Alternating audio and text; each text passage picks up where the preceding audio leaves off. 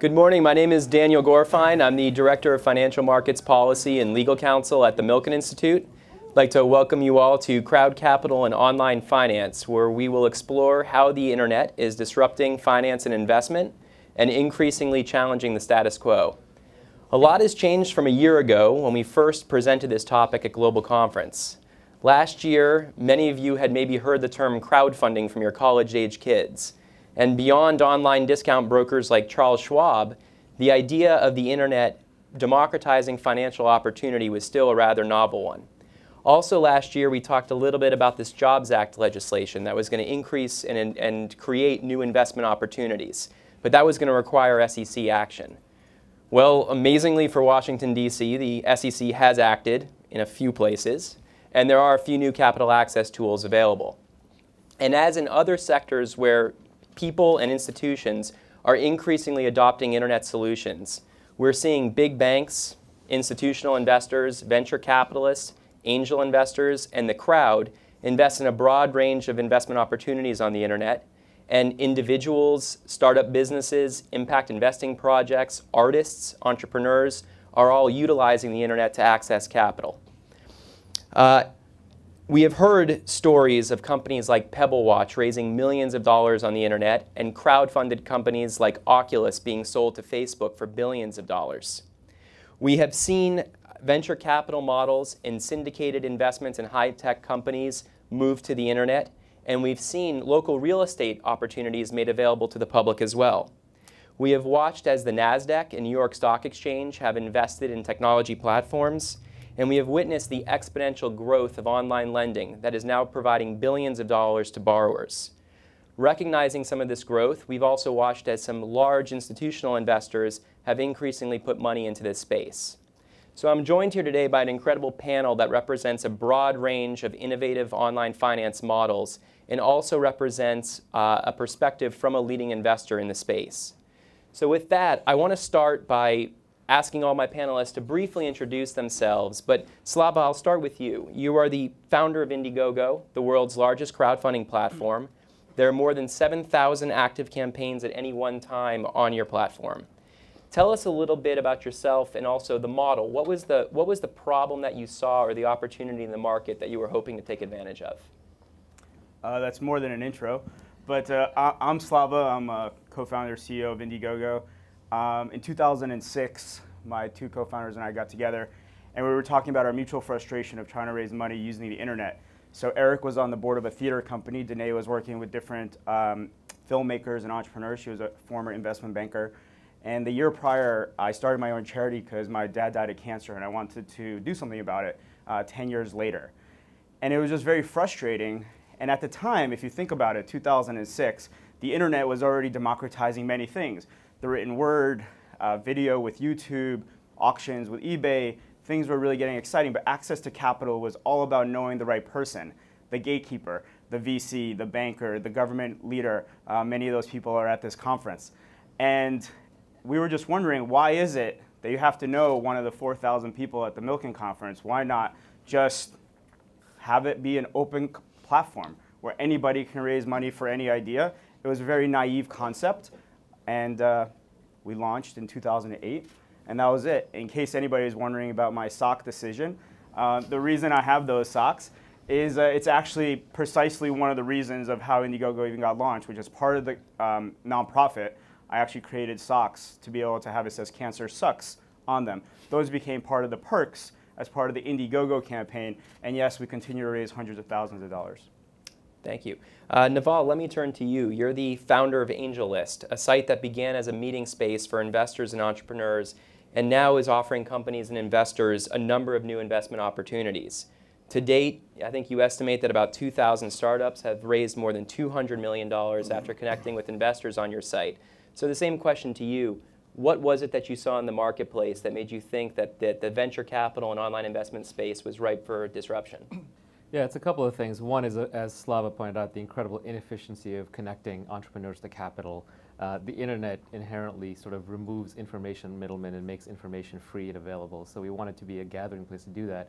The other is that the cost of building a technology company is collapsing. The website that would have cost $5 million to build in 1999 now costs $5,000 to build and launch. It's just sweat equity.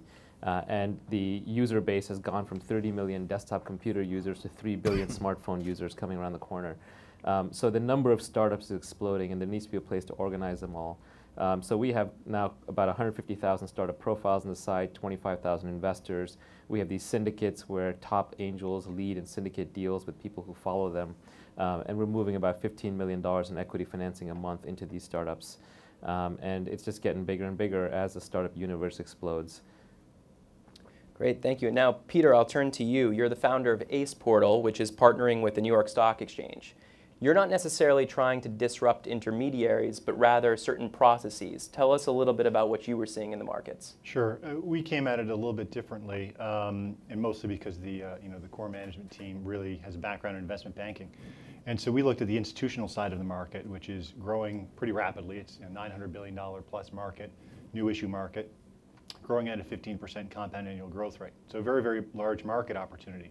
But having worked in the banks to see the way the process works to raise this capital, it's very, very inefficient. I mean, it's telephone-based, 2 to 3 people on a sales desk, making calls to maybe 25 to 50 investors on a $50 to $100 million transaction.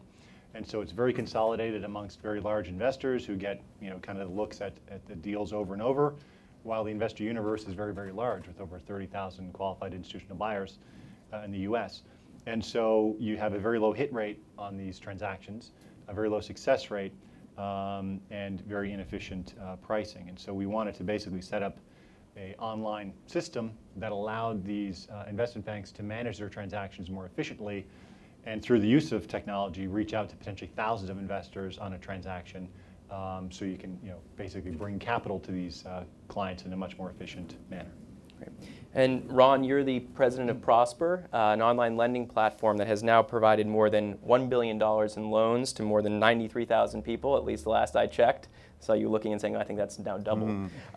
Tell us, what is it that you're seeing about changing the way that borrowers interface with the internet and how they try to actually access capital? Thank you. So we've heard a lot about innovation and disruption and new platforms responding to the new consumer behaviors over the last day and a half here at Milken. And what my partners Aaron and Steve and I are doing is we're creating the first exchange for credit. So we're really going after the banking industry and how people borrow and lend. And so we have literally $2 trillion of people borrowing via the banks and trillions of dollars of cash from people and institutions, but they're not able to meet on an exchange. And that's what Prosper.com is. We're literally a marketplace, we're an exchange, where borrowers who want to pay down their high interest credit cards, or people who want to do home improvement or vacations or need cash flow, and people who have small businesses that want to borrow on their personal credit can come to the exchange, can come to Prosper.com, and people and institutions on this side of the room can invest in whole loans or fractional loans, really creating for the first time in this country an exchange for credit, lenders and borrowers, investors and borrowers. Thank you. And then Doug, so you're watching all of this from the investor perspective, and you appear to be quite bullish on what you're seeing. You wrote last year a great piece where you spoke about a new range of finance companies that are reducing the need for the average American to rely solely on large corporations for cash and their capital needs. What is it that you're seeing that's making you so bullish? Yeah. First of all, thanks for putting the panel together and including me. And for those who know me, I don't usually wear a suit and tie. So I didn't know what to do. So I went on a crowdsourcing platform to get the suit and tie. And I hope we end on time because I have to return it. So, yeah, exactly, runway. Anyway, we can get into that. So, yeah, it's interesting taking a step back and looking at what's going on. My first job out of college was with an electronic trading platform, 22 employees, and it grew to be fairly big. So you're a product of your environment. One of the things that's just interesting to me is to look at the change process itself and how change occurs.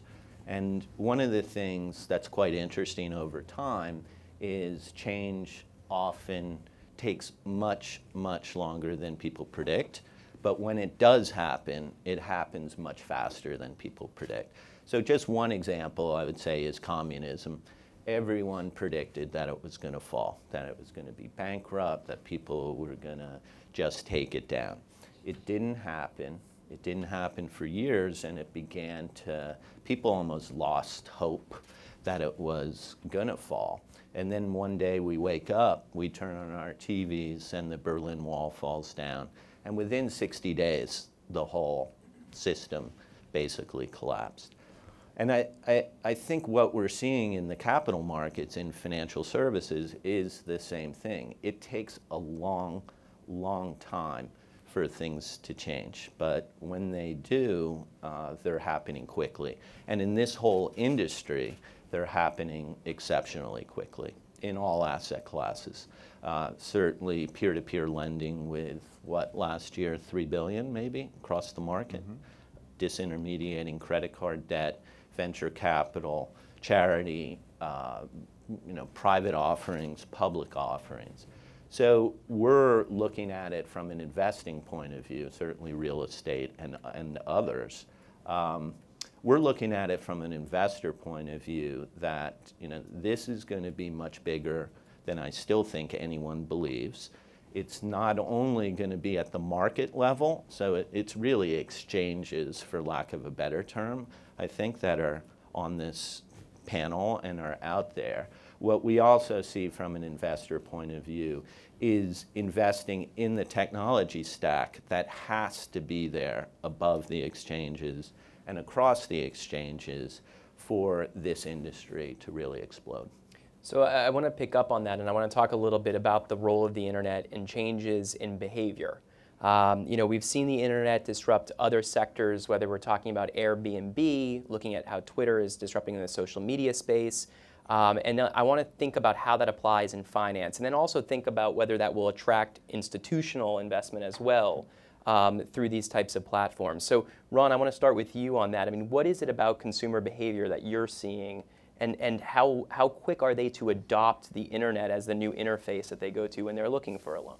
So I think the important thing to start off with is that the consumer is just starting to understand that these solutions and these platforms are in existence.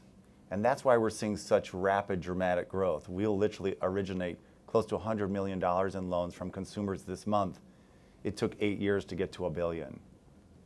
And so what's happening is the consumer, especially the 40 and under, the Gen X, Gen Y, millennials, my kids, they are changing their behavior on how they shop and how they get music and how they travel and many of the other innovative ways. And so these consumers are going to banks, and banks, not all, but many, are offering credit cards. The consumer installment loan offerings from banks in many of the community banks and regional banks doesn't exist.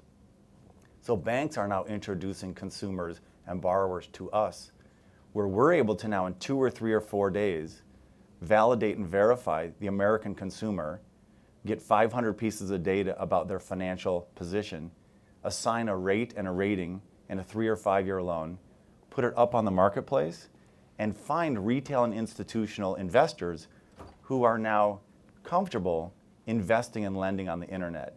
So we're finding this mobile strategy and the digital ways we get to borrowers and to lenders really something that consumers are looking for and really accelerating the way they're borrowing money. And it's not just for debt consolidation. We have $850 billion of credit card debt in this country, much of it mispriced, subsidizing another part of the credit card book. And so many people are past that teaser rate or teaser period or promo period. They spent too much, they spent too little, they paid late, and the rate zoomed to over 20. So those credit card borrowers who are stuck in this variable high rate, no-term credit card debt are finding these online platforms to get rid of that expensive debt, to have a lower fixed rate with a term. And these investors, both retail and institutions, are hungry and voracious for yield. Insurance companies, pensions, BDCs, credit funds, and individuals. So retirement money from investors is flooding in, investing in diversified pools of consumer credit, and really getting returns that they couldn't get before because they had to go to a bank and buy an expensive packaged product. This is really innovative, and there's trust now from both investors and on the borrowers, and which is really what we're going to see this period of escape velocity really, really grow from here. Well, so let me ask you, Slava, I mean, what were some of the insights that you had about human behavior that made you think that that crowdfunding concept would work? And have your assumptions proven correct, or have it gone in different directions than what you were anticipating? Yeah, they're surprisingly beyond the expectations.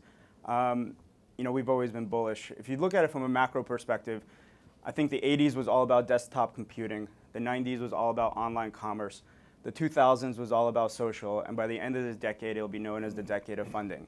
Between perks-based crowdfunding, donation-based crowdfunding, equity-based crowdfunding, the banking of the unbanked, social credit scores, peer-to-peer lending, the disruption of the entire entrepreneurial sector of how money goes into those investments. Just think about that, you know, when the decade is over. To put, into a more micro perspective, you know, Indiegogo is distributing hundreds of millions of dollars a year. And there's a campaign like Canary, for example. They went to the Silicon Valley VC route. They got deals in terms of, you know, actual term sheets. They didn't like them. They decided to go on Indiegogo to raise $100,000. They raised actually nearly $2 million. And then the VCs were saying, oh, actually, we want to come in at even better terms. And they were able to get better terms. They were able to really get the liquidity they needed in terms of cash. And it really showed the market validation. Okay, so that's one little small thing. Then you have Tim Draper, who's a guy like many of you, who wanted to try to raise tried to give $100,000 into a nonprofit for Parkinson's because it really mattered to him. But instead of one person, he went out to Indiegogo and he was able to raise over $400,000 from hundreds of people. So it just shows you the amplification effect. If you just think about how the crowd is starting to impact where money is going, think about it from a social networking perspective for a second. So think, what is today's date? The 29th? Is it 29th? So April 29th, 2014. So just think for a moment, April 29th, 2004. Where were you in social networking? Okay, April 29th, 2004. Now just fast forward 5, 6 years. Let's think about 2009, 2010. Where were you in social networking? So just think about the speed of change. So it's not about where the puck is. Just think about just 5 years from now where this will be. Well, and I would add to that, Slava, when you look at all of these models, it makes me wonder, I mean, is this just a new wave of social networking, a more powerful wave of social networking, where Facebook was great for friends, but now you're talking about social networking giving you the ability to actually access capital and new investment opportunities? Yeah, I mean, the money is just sitting on top of the platform that was embedded in terms of the online commerce, the social networking, the ability to pay better. All these tools had to be implemented first before, you know, Indiegogo can really exist. And in case you're wondering whether or not corporations are doing this, I mean, we have Google as an institution used Indiegogo to be able to stimulate entrepreneurship in Germany. We have Philips at the corporate level use Indiegogo to be able to find new products. And we just had Marvell Technologies, $3 billion market cap company, use it to actually market validate a product that they're now investing into based on the market validation on Indiegogo. So really, if you think about it, no one's going to use Indiegogo because it's cute. Because maybe, as you said, your high school or college, you know, son or daughter or friend is using it. It's not going to be cute. It's going to be very, very profitable. It's going to lower costs, it's going to mitigate risk, and it's going to give you an opportunity to understand where that product or where that market is going. So Naval, let me turn to you. I mean, you're really disrupting traditional venture capital and angel investing by bringing it online. And I think there are many people, though, that are skeptical. How do you perform due diligence through an online platform? I mean, are investors able to actually understand what it is they're investing in, and how do you grapple with that? Yeah, it's very important that there still be offline diligence and a lead investor. So we have this model called syndicates that we launched about 6-7 months ago, where we now have about 200 prominent angel investors who put their deals up online. They have backers who can back them into those deals. They put their own money and skin in the game. They get carry. They have to disclose conflicts of interest. And we bundle it up and create a fund on the fly to invest in the company. And there's all online tracking. And we even are now rolling out a fund that indexes the top syndicates. So it's a combination of lead due diligence, online tracking, and diversification. And by moving the deal online, you can see all kinds of stuff that normally you wouldn't get. You get validated references, traction data, you get reporting, you get to see who all the investors are, how much they're committing, how much that is relative to their normal commitments. You get to see their investment thesis. The deals can be run publicly or privately. It's a fairly sophisticated undertaking at this point, but basically we're allowing anyone to create a venture capital fund on the fly from people that they trust, share their diligence, share their deal, and create an incentive in tracking. And the beauty of moving something online is at first it seems like, well, you know, it's just a little more convenient in terms of PDFs and signing and tracking, but it's actually a lot more than that. To the investors and the backers, we're essentially giving them structured dashboards with data that are rolling out, which have graphs and charts that show how the underlying companies are doing. They can do mark-to-market IRRs and real-time tracking of their portfolio, who they're hiring, how much cash they have left, how fast they're growing, all those kinds of things. They can do their pro rata entirely online. And then it opens up access to a whole class of investors. Right now, if you want to angel invest in deals, you basically have to be in Silicon Valley or New York and make it a half-time job and pound the pavement to find the best deals. Now, if you're willing to pay a carry to people that you perhaps trust or know in real life, or you like their track record, you can bet behind them regardless of where you are, regardless of where you're physically located, and regardless of what your institutional size is. So we recently just announced that we raised a $25 million initial fund that's starting to back the top syndicate leads as they go ahead and do their own investments. So fundamentally, we still believe that every private deal is completely different. They're very unique and hard to evaluate, so it still does take judgment and people on the ground to do it. The online is an assistance to bring in capital and to bring in diligence, but there is always the lead investor. Great, and Doug, you alluded to this at the outset, but you were the CEO of Instinet, which is one of the first off-exchange electronic trading systems. And I want to ask you a question about adoption. I mean, what parallels do you see here in terms of adoption as you saw, you know, a number of years ago with Instinet? Yeah, it took a while for Instinet back then. I think, you know, in any business, the fundamental issue is what problem are you trying to solve, right? So when you think back in the mid-'80s to trading NASDAQ stocks, it was the wild, wild west. I mean, at best, the spreads were 75 cents, 50 cents, most of them in illiquid stocks, $2 between bid and ask. So there certainly was a problem to solve. The issue was, of course, there's people always in the markets who want to keep that market structure. It's a pretty good market structure if you can buy into it, right, or own it, like the specialist of the New York Stock Exchange, who really don't have losing months, believe it or not. So these people controlled the information, and the challenge was, you know, can you in essence go around them, or do you have to put a service out there or structure your market in some ways to co-opt them?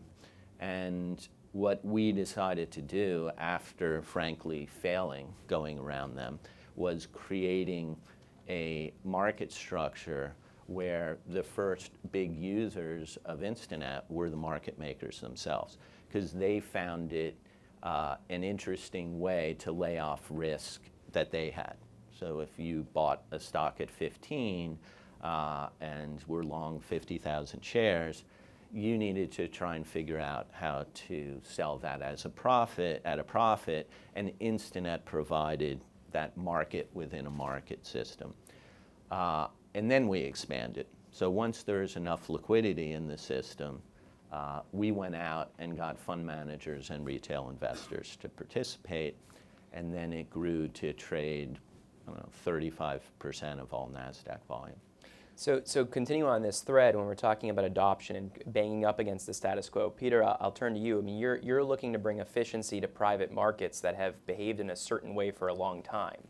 So how do you find this? What impediments are you running into? And is this something that you can change behavior overnight, or does it take time? It definitely takes time. I like to think we're a little bit behind, you know, where you are with your business, and hopefully we'll reach an inflection point. Our business is focused mostly on institutions. So institutional investors, family offices on one side, investment banks on the other, representing the issuers. So because you're dealing with, you know, corporations, institutions, there's greater inertia to overcome, as opposed to just dealing with individual to individual, you know, which is a little easier, and people are more used to it through the traditional kind of social media aspects. But all these investors are, you know, run by people. And those people are using online platforms for everything they do in their daily lives. And they're at the point where they're finding, well, why do I need to seek out my investments by waiting for the telephone to ring? So I think on the investor side, things will be easier. We essentially, and the other people up on the panel, are essentially empowering investors, right, through providing access via the internet to multiple offerings. In terms of impediments on the investment banking side, we view ourselves as providing a tool solely to them to make their processes more efficient and allow them to get deals done more quickly and on better terms with higher success rates. The impediment we're finding to a certain extent, and we've registered close to 50 investment banks thus far, is trying to hold on to the way things have been. And to a certain extent, that is this view that, well, the investors that I call are my investors. And so I would like to use a platform to access all the investors, but I don't necessarily want my investors on it. And so I'll keep those to the side. And I think the reality is there are very few truly proprietary investor relationships out there. There are brands, there are relationships that are important, and I think those remain intact even if you take things online. But I think to sort of stand in the way of investor empowerment, you've seen that sort of fail. You go back 10, 15 years when the first online retail platforms like E-Trade came to be, and there were parties that thought there's no way people will use this platform to buy and sell stocks. They need to talk to somebody. And obviously that's become a very successful business. I think you'll see that in the private placement world as well, at least as it relates to getting access. So accessing a broad variety of deals rather than the banks acting as the gatekeeper, so to speak, saying, I'll show this investor this deal, and then I won't show them another deal for the next 6 months, and I'll show another investor a couple different deals. We've even had people tell us that they charge investors to see deals, to get a look at a deal. And so I think that will change, but it's slow. And I think because we're institutional focused, it's a little bit slower on the other Yeah, areas. no, and I want to open this up to the rest of you. And the question I want to ask you is, what other impediments are you all seeing, and what's the competition here? So let me just take that question. This is one of the most popular questions we get. Why are we all working together? Why are we working with Jolene and Lending Club and all the other platforms on deck and SoFi? Our competition, each of us, is not in this building, it's not in this room, and it's not the banks. The competition we all share in common is something we call EA&U, and that's the education, awareness, and understanding. That's our impediment to growth. So the more we can educate and make aware those investors and those borrowers, no matter which the platform is, the more we can grow. So that literally is the key question. Who is the competition and how do we grow? It's all in that formula EA&U. And we use it through direct mail and digital marketing and social media and partnerships and affiliates. And so there's lots of common things we all have, and that's one, it's the same competition. If I may Please. comment, and what you're trying to solve is a huge problem, right? And when you solve it, hopefully it's a when, right? I think it will be a huge business. The interesting thing, though, about the IPO business, and in essence why the impediment, I would argue, is extremely hard to crack, is in essence the investors themselves or the fund managers have an interest in keeping it the same. So it's not only the banks who are sitting there saying we get 7% fees.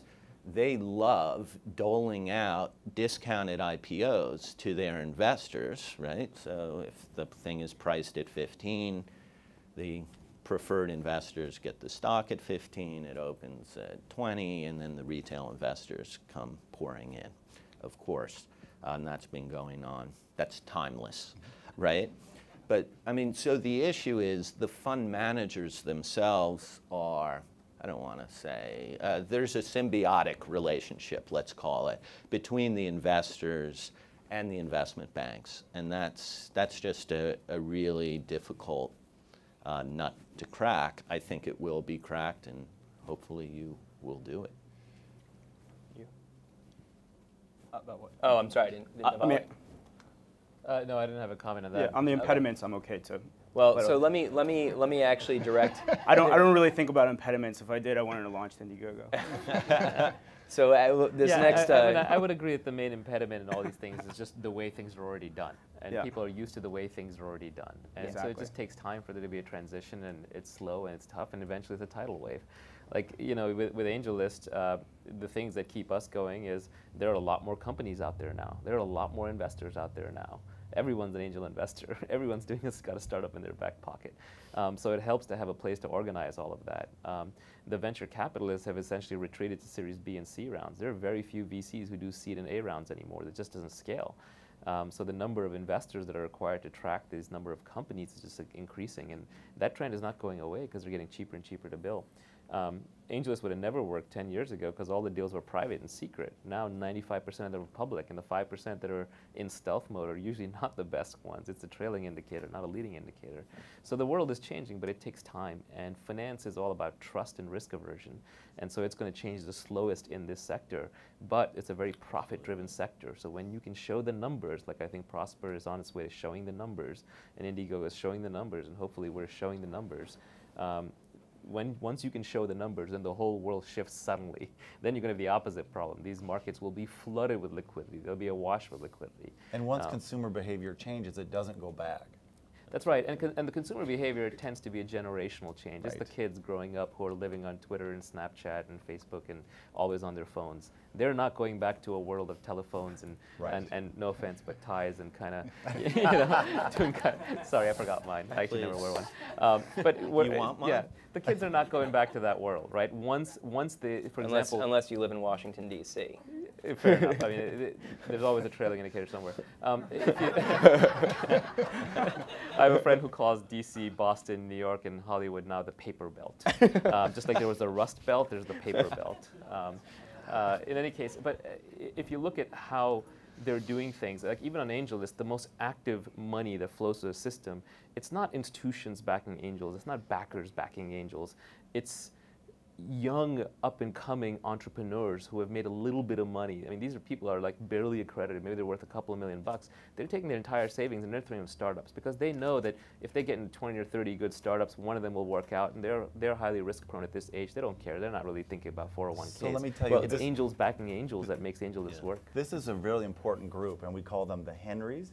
These are the high earners but not rich yet, who are really coming to these platforms, and they're coming across the platforms, and they need the mortgage and insurance and student loan and real estate platforms because the banks aren't taking care of the Henrys, and they don't have homes yet to get home equity loans. And so we see that high earner but not rich yet group really coming to each of these platforms more and more. Well, Just to give you perspective on impediments and showing the data. So we launched in January 2008, and we had a brilliant plan to raise money in the fall of 2008 because we wanted to get better terms.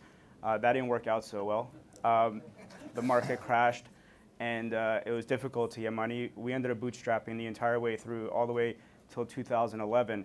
But the interesting thing is, then all of a sudden, as part of our A round, you know, we get Vinod Khosla as an investor from Khosla Ventures, a $15 million round. And then as part of our B round, we get John Doerr with Kleiner Perkins, $40 million round. Point is, if we cared about impediments, we would have shut down probably every day over 3 years, right? And then the data, you couldn't argue with it anymore. It was just like, look at this growing. And if you know, I don't know if you know John Doerr, Vinod Khosla, they don't invest in small things. So the vision is to be very large of a market. I mean, just think about where this is going, not where it is today. I want to ask you all a question, though, a little bit about some of the risks involved in these investments. And I'm not necessarily talking about the risk of fraud, which you hear thrown around a lot, but especially with early stage investing, we know these are high risk investments. And you know, Naval, you just mentioned that a lot of young people are investing significant money into early stage startups, and there will be failures. Most of them will be failures. Most will be failures. Yeah. And you know, I want to get your perspective as well from the online lending side. Markets are fairly stable right now, but when we do see some defaults, when we do see these failures, how much concern do you have that that will really stunt the development of the market? Because do these investors understand, and do they truly understand, that they may lose a lot, if not, you know, most of their money in certain investments? Yeah, I mean, we certainly educate them, we warn them, we even cap them, we kick out investors who seem unsophisticated. It is obviously a very high risk investment asset class. That said, it is kind of where a lot of the returns are. If you look at what's going on in the public markets, you have private equity funds now and late-stage mutual funds and growth funds that are sort of coming in and paying multi-billion-dollar valuations following venture capitalists right before companies go public. And what we're basically doing is enabling access to sort of the earlier stage. You want to get in earlier, but you do have to diversify. You do have to understand the risk. Fortunately, we've never had a single reported case of fraud on our platform yet, out of thousands upon thousands of financings. And that's partially because if you're going to commit fraud, you're much more likely to do it offline. You're not going to do it online where it's tracked and traceable and it's public. And you're much more likely to do it one-on-one. You're less likely to do it in a context where your profile is socially constructed. For example, the Indiegogo and AngelList profiles are socially constructed by many people working on them and validating parts of them. That said, there will be something that always slips through. There will be lots and lots of failures. We don't view ourselves as a platform where you go in and you invest half your net worth. It's the kind of place where you put in 1 or 2 or 3%. It's a barbell portfolio. You go for high risk. But there's no other way today in the world to get into the early stage rounds. It just doesn't exist. Even the so-called seed funds, when they raise 40, 50, $100 million funds, they're really doing Series A venture. We're sort of the only way to get in the angel deals. But you absolutely have to diversify. And that's why we're also packaging up funds for sort of the people who don't necessarily know how to pick deals or don't want to pick individual deals. They can just index basket funds. One of the beauties of taking things online is you can build, we can build almost like a playlist for investing. So you'll be able to go onto AngelList by the end of this year and say, okay, I want to invest in the top 20 angels, but only in deals where there's a good venture capitalist involved. The valuation is no more than $10 million pre-money. It's in San Francisco, LA, Boston, or New York only, and no social media, please. And I'll put in $1 for every dollar the lead investor puts in and pay no more than 20% carry. Go, and your money will flow. The funny thing is a lot of people, I'm looking at their eyes, they think that sounds like dreamland and it's crazy. It's obvious. It's just inevitable. And it's like virtually tomorrow. It's inevitable. We'll have all the functionality. We have the functionalities built out right now. The rest will be done by the end of the year. They think this is like 20 years from now. No. End of year. So Who are you looking at? Let me share a similar experience. So at Prosper, our pricing, credit, and risk team reviews 500 pieces of data on every single borrower. And we have 7 different letter grades, AA, which is the highest income, lowest debt to income ratio, best borrower, lowest rate, call it 4.5%. And then A, B, C, D, E, and then that high HR, that higher rate or higher risk borrower. And so the lenders or investors know the letter grade, they know a rank number, they know an interest rate and a term, and lots of other data. This is about transparency and trust. And so investors can now say, similar to what you said, I'm looking for 20% AA, 40% A, 20% B. I'm looking for 3-year only for people who make more than $50,000, who haven't gone bankrupt, and it's happening today. There are easy to allocate and invest tools for investors, and borrowers are getting funded in 2 or 3 days. It's here today. And what's really coming are tools where investors and lenders can invest across all of our platforms. And they can do it passively or index or all kind of different ways. And you're really going to see a proliferation of the ecosystem, like Apple has the App Store. There will be an app store that connects to each of us, enabling people with a mobile device to borrow or lend across platforms with all those filters you talked about. It's happening today. And a secondary market's coming. And I think what's interesting for us is everything we've done before today was just practice. It was literally spring training, and that this opportunity is really starting today. This is literally the top of the first inning, but it's here. Yeah. Go ahead, Doug. I think just a couple comments on the risks and when inevitably there'll be bad actors, right?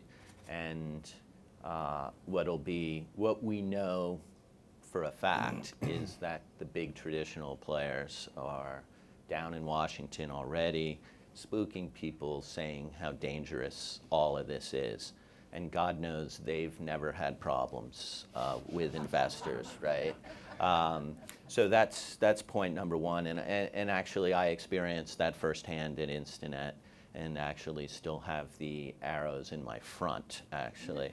But a couple other comments. And I mean, it is amazing just hearing what is going on in this industry. So whether it's opening entirely new asset classes for individuals, what could individuals buy up until recently? You could buy equities, you could buy bond fund, I mean, a mutual fund, an ETF, that's really what you could buy. You could not get access to small deals. You could not, in essence, with Ron's platform, be the bank, right? Someone wants to borrow at 10% and, disrupt their 26% APR credit card debt, and I can go in, and I am a client of Prosper, I can go in and lend it 10% or 8%. And it's just phenomenal what's going on in terms of giving investors access to different asset classes. And just one other comment, I think what's critically important, particularly in pure financial asset classes, is curation, right? It can't be the wild, wild west where you let everyone say, I'm opening a deli and I want to raise, $400,000, but I actually don't have a deli and, right, and I have a plane ticket to Mexico City. But I mean, what's interesting is the curation, and I think that's critically important in pure financial asset classes. This is a good segue into, we've joked a little bit about Washington, D.C., but I am a lawyer, and I do live in Washington, D.C., so of course I want to talk about regulation. And I know that's what the audience wants to hear as well. So actually, if we can pull up slide 1, that will hopefully pop up here. This just demonstrates a number of these different types of new capital access tools that we've been talking about. And I want to just briefly give an overview of some of these things in the Jobs Act that we've been talking about, and then ask some of our panelists about how these regulations are impacting their models. So one piece of the Jobs Act deals with these private markets and these private offerings. And as you've heard historically, you could not advertise or generally solicit those private offerings. One portion of the Jobs Act that has gone live allows for the mass marketing of private offerings, which means you can use the internet, you can use AngelList to be able to advertise a private offering to the entire country, as long as the ultimate buyers are still high net worth accredited investors. Title III, which many people have heard about in the Jobs Act, deals with the crowd investing provisions. And this is essentially taking the Indiegogo model and allowing, instead of it being just a non-financial return model, donations and perks, you would actually be able to sell debt and equity to the general public through Title III. And a last piece of it I'll mention as well is a Title IV of the Jobs Act deals with this new regulation A+, and sometimes people call it Reg A, and I'm not talking about the music genre. But this is essentially a mini IPO that allows you to raise up to $50 million from the general public, and that's something that the SEC is currently working on. So with that, I want to start with Naval and then Peter. Let's talk about general solicitation a little bit. How powerful of a tool is that? And so far, media reports say there's very little use of general solicitation. It's not taken off the way people expected. Is that true? Yeah, that's true. So we actually allow companies on AngelList to choose whether they want to do a 506c general solicit raise or if they want to do a 506b visible only to accrediteds on AngelList. And the prior model. Correct. And we make the 506c accreditation all online, as smooth as possible, free. Anyone can do it. You can export your accreditation and use it elsewhere as well. And what we've found is that the extra range that you get by being able to generally solicit is not that large, because we already have a lot of the angel investors on the platform.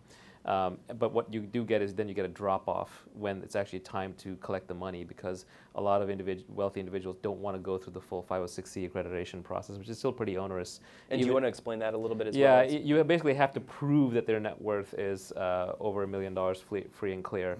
And it is for all these individuals, but the proof burden is actually quite high. You have to get their income tax forms, or you have to get a letter from their accountant or lawyer, or you have to get some sort of an asset form. And it's unfortunately, you have to update it every 3 months. Sometimes you run a credit report. It's sort of a maze of things that you have to do. And like I said, we've enabled it, but the drop-off rate is just enough that it more than makes up for the benefit of general solicitation, at least in the context of where we're playing. That may change over time. It may change for certain kinds of companies. the ones that, for example, have large user bases and want to be able to reach their entire user base. That said, when you're generally soliciting, you're not pulling in the most sophisticated investors. And we have all kinds of screens that drop unsophisticated investors anyway, because we don't want them losing their money and be like, what do you mean the startup didn't make money? They have to realize how dangerous startups are. So at least in our context, it hasn't made much of a difference. Interesting. And Peter, how about for your platform? Still very early. We've built in a host of new features actually to allow kind of the same process where you could choose 506B, 506C. What's interesting is a lot of people, when they hear 506C, jump back and say, well, no, I don't want to publicly offer. I don't want everyone to know I'm doing this deal. But really what it does is it gives you the right but not the obligation to do that.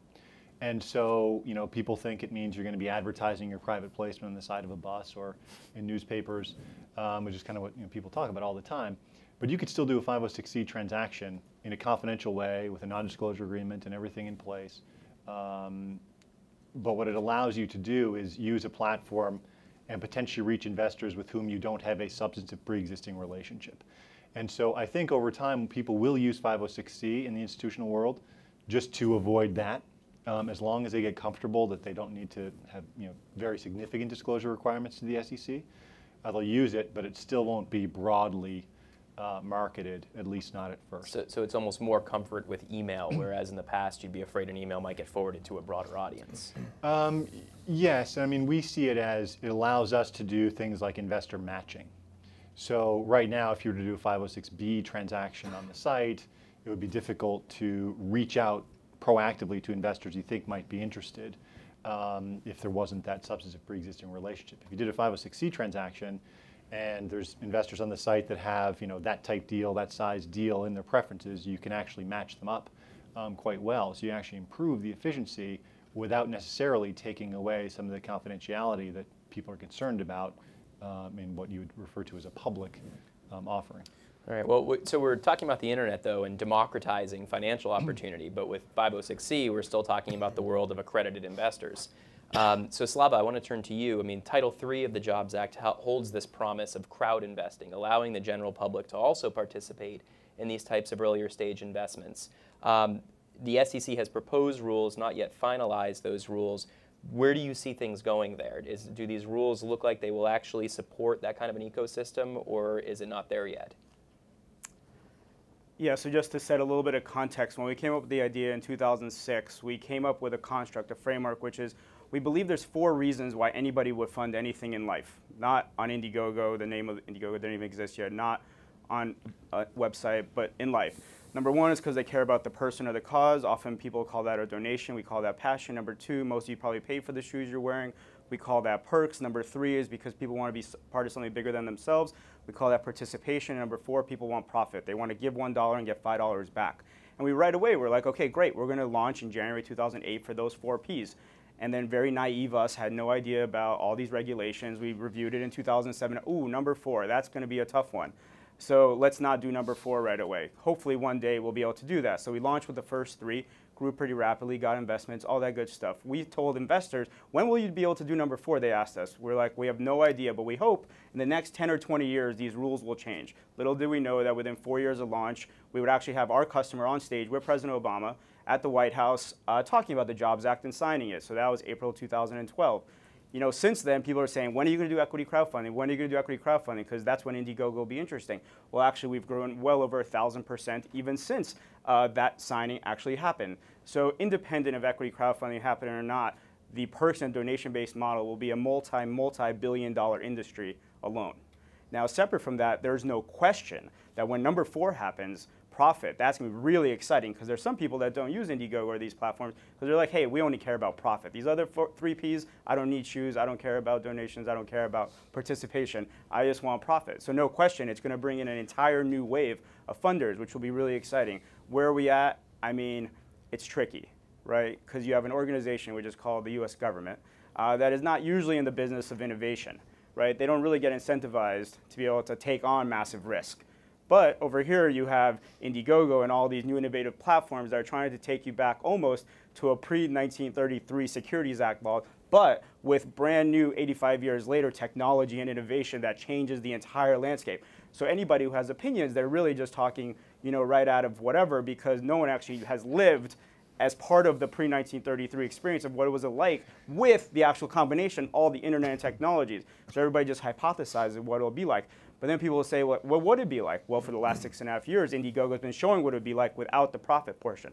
Now you think, well, you're not dealing with profit, so obviously no one's going to defraud you. We deal with hundreds of millions of dollars every year. Plenty of fraud is attempted. That doesn't mean that fraud actually happens. And the funny thing is, you use the word curation. We do zero curation. We have no human judgment. We have no application process. There is no review. And it's all algorithmically done. It's very similar to how Google does it. See, Google doesn't do human curation either. Yet, when Google provides you what they think is the right thing that you're asking for, we trust it. Data has proven that, right? That's what Indiegogo is doing. It's trying to create a scalable model which can change the entire industry. If you just use another gatekeeper to decide if you should be allowed to look at this, you're just staying within the construct of the legacy systems we exist in. So you won't actually change it. Yeah, it'll be interesting to see when you do implement the fourth P, how you might change your mind and others might change their minds. I'm not saying it won't evolve there and just pure financial assets. I think from my perspective, or from people, my dad's a doctor who, doctors are fantastic investors. And so anything my dad wants on one of these platforms, I stay away. But I think, curation, a bit of curation, or having people who have skin in the game is something. I think that's the key. So the curation can be done by people who are not part of the platform. So you have human social community signals to add into the data. Which is just signals. data. Yeah. It's just data signals. Yeah. Just more data signals will need to be added, which is things we've had to do over the last 6.5 years. Just to talk about Title III for a second, I think the SEC is trying to walk this fine line between making it fraud-proof, which is impossible, and not creating adverse selection. At least the set of rules I've seen so far would create massive adverse selection. There's a lot of liability for the company and for the directors of the company that's raising money. The audit financial requirements for over 500K raise are quite steep. And the platforms are not allowed to do any curation, including algorithmic, under the proposed rules. So so you're making the point that the best startups will avoid the crowd and opt for the accredited investors on the accredited investor platform. The rules need to be rethought. But to Slava's point, equity crowdfunding has been legal in the UK for quite a while, and there has been no fraud there. It's working fine. I mean, sure, maybe not everyone's making money if they're bad deals, but the crowd is investing. People are not complaining. Things have not blown up. There are two actually reasonable equity crowdfunding platforms in the UK that have been operating for quite a while, and there has been no pre-1933 style widows and orphans ripoff. In the U.S., we're really proud of the fact that 10 years. That it's in the U.S. Anyway, these seed deals, when they fail, they crash and burn within 18 to 24 months. It doesn't take 10 years. Yeah, but pessimism will not help anything. To actually innovate forward, you have to move forward. If you want to take on every risk, you won't do anything, right? So if you think about the U.S., it's the ultimate democracy. And in the U.S., many of you probably have driver's licenses. Did they check your income statement and whether or not you actually had $1 million of net worth to be able to drive? Well, clearly you should be sophisticated to drive. You don't want to hurt anybody. You follow where I'm getting at? Yeah. So why is it that you need to be so sophisticated? What's the difference? Why is it that it's democratic to get a driver's license? It's not democratic to invest in something. You don't need to be accredited to go and gamble in Vegas. I want to save a couple minutes for questions, but I do also want to do a quick lightning round here. This is an idea that I learned from another moderator at Global Conference, and it's quite effective. At least I think it's fun. So what I'm going to do is I'm going to make a declarative statement, and then you can either agree or disagree with me, and I'm going to offer you either a song title or a movie title that's going to give you your option, yes or no. So Peter, you're the lucky one. I'm going to start with you, and we'll run down the line. No qualifications. You have to just answer one way or the other. So Peter, the internet provides new and more effective ways to perform due diligence or assess risk related to securities offerings. Raging Bull or Much Ado About Nothing? Raging Bull. Raging Bull. Raging Bull. It's a rigged question, Raging Bull. Raging Bull. All right, let's try this one. So regulators and policymakers understand how technology can help increase market transparency. Brave New World or No Country for Old Men?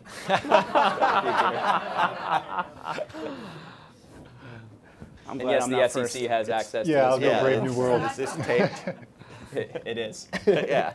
Go ahead. Brave New World. Pass. Pass, yeah. I'll go with No Country for Old Men. I think they mean well. Is that a new movie coming out this year? You sound like someone from Washington. We've been to Washington. This part of Absolutely. The latter. All right. So let's do this one. Investors through online platforms understand the risks involved and the nature of early stage investments. Don't stop believing or living on a prayer. That's a good one. I can't caveat which investors. I'll say living on a prayer. Okay. I think the answer is don't stop believing, meaning they do understand and we're educating them. So I want to be very positive in that answer. Don't stop believing. Yeah, don't stop believing. I think they know it's super high risk, but they want to do it anyway. Yeah, agreed. All right, so my last one, then we'll open this up. Crowd investments will outperform the S&P 500 in 2014. Eye of the tiger or free falling? Are we talking about the platforms or the products on the platforms? The products.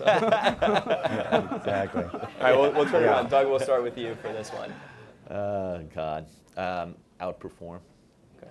Outperform. The amount of innovation coming out of these industries is incredible. And it's not happening in the public markets. That's the last place it ends up. Outperform. Outperform. They've historically outperformed. I think that'll continue. All right, great. Well, let's open this up to some questions. One right there. Great panel. Just with the SEC having a lot on its plate in and around Jobs Act and federal regulation, a lot of times the smaller offerings fall to the states under blue sky laws or, attorneys general and the like. Hard to get at 50 different jurisdictions. NASA works a little bit, or those associations. What's happening on the crowdfunding slate on that front? That's exactly what's happening, which is because of the slow move of the federal government moving forward. States are trying to take it on themselves, which is just going to create an issue, which is like you're saying, the 50. I mean, I wouldn't be surprised if we actually do see some state-to-state movement, and then like what happened with the drinking age, eventually it became federalized, and there's no reason why you wouldn't want it to be standardized. It just will, limit friction. And the one thing to note is with Title III, the crowd investing rules do preempt the states. When we're dealing in 506C world as well, states are preempted. And actually, with this new Reg A Plus that I was talking about, if you do a Tier 2 offering, at least in the proposed rules, the states would also be preempted, which does change that exemption significantly. This question. Great panel. Just a quick question. So, we're talking about a couple of different business models. Can you talk about your revenue model?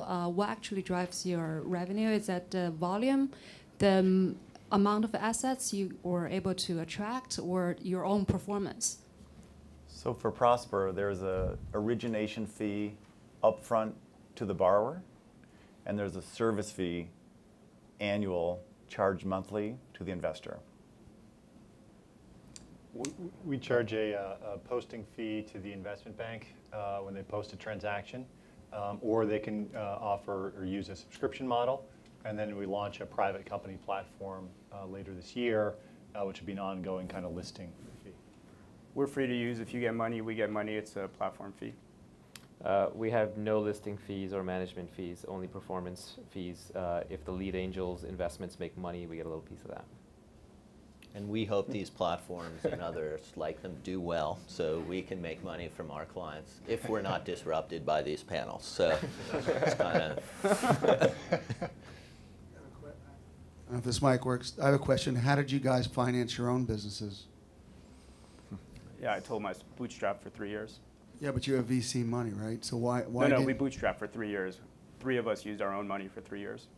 We got turned down by 90 VCs. So the VCs you mentioned just invested individually, is that what you're saying? Sorry, we launched in January 2008.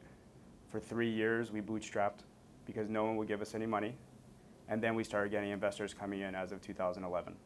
So in the subsequent rounds, you went the institutional route? I mean, institution is a relative term, but we went into VCs, yes. How about the other panelists? We bootstrapped initially, did a friends and family round, and then our large round came from the New York Stock Exchange. So in January of 2013, my partners, Aaron, Steve, and I each wrote 7-figure checks and invited Sequoia to invest with us to purchase Prosper. We raised money from about 150 angels and a couple of VC firms. And Doug. Guggenheim. Any more questions? Oh, I'm being told the session is over. But thank you all very much, and let's thank our panelists.